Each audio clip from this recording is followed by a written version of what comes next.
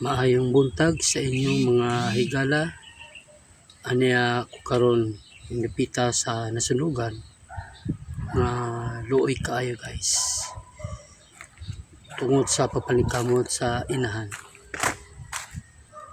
Ang iyang anak nabalitaan lang wala na yung anak. Tungod sa akong panghitabo. Tungod lagi sa papalikamot sa mga gitkanan nga wala ay mabilin nga anak. Pero naboy nabilin iyang mga anak guys, mga bata po, pero naaman sila special child nga dili makalakaw. Kibiing dako na itabo mga alas 8 sa gabiing dako guys. Anong orasa nagtrabaho po ang mga ginikanan panggabi sa Del Monte. Pero walay kalam-alam, walang kalam-alam ang ginikanan nga adunay dakong pangitumpo sa iyong pamilya, iyang gibilin nga mga anak. Ang naitabo guys, kusog ulan guys, tapos ang mga silingan medyo layo gamay, wala taon kay balo unsay naitabo sa ilang silingan. Medyo distansya magamay ug saba pod atong hura kay kusugin ulan na nagkakaon guys. Ang pangunang panghitabo guys ay nasulog ang ilang balay, nikalit lang og sila ang ilang kurente. Tapos ang nabiling guys, duwa lang kabata na sila yung mga anak, pero nangaminyo naman ang nabilin ang duwa ka bata. Ang isa guys dili makalakaw, special kay ang edad sa bata nga dili kalakaw mga 15 years old na. Ang nagbantay po 13 years old muna ang nagbantay sa iya, tungod lagi nga wala ing lingaw ang nagbantay ang yamangon yung gibantayan niya magula na lingan ang taon sila. Pag manalagkaon wala silang cellphone o sa dihang dagong panghitabo nga nikalit o kasila ang ilang kurente, pasin siguro nga naigo sa gidlat.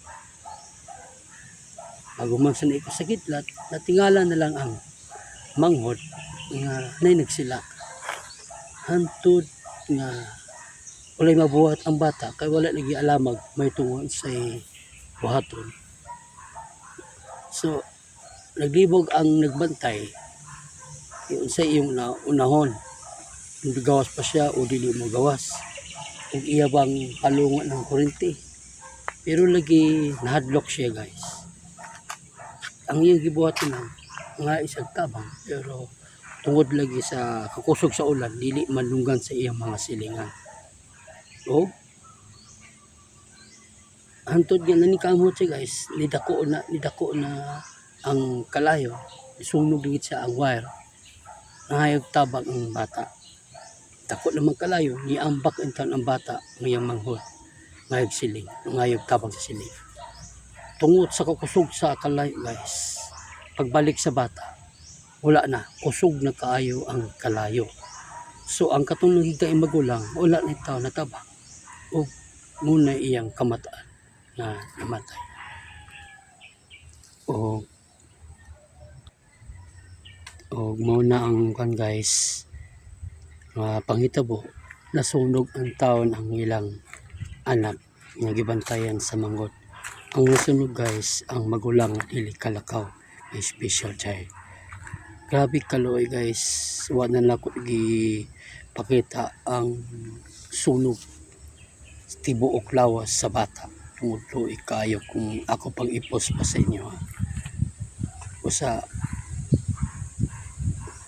na nabutay mga leksyon guys nga panguningwao nato kung magbilin bata sa atong mga anak, safety atong mga anak. Kung ang si angay buhaton nga unsa man mga hitabo, dapat ang mga silingan aware pud sila, mainan sila unsay mga panghitabo. O mag-ampo mo permitive guys para po nga may ilayo ta sa mga katalagman o sa dihang mga kining mga panghitabo guys ay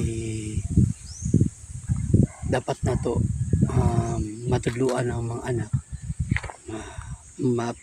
makuan sila matudluan kung sa mga hitabo nga ngay buhaton makabalo sila papariyaan ng sa kung ano na sunog kung sa buhaton nila dapat ang mga anak makabalo po sila po o dili po iasa sa anak nga gibantayan nga tanan-tanan lang giasa niya.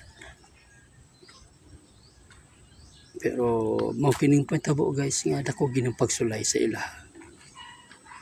O dili ko kutob guys og daghang salamat og maayong buntag kaniya tanan.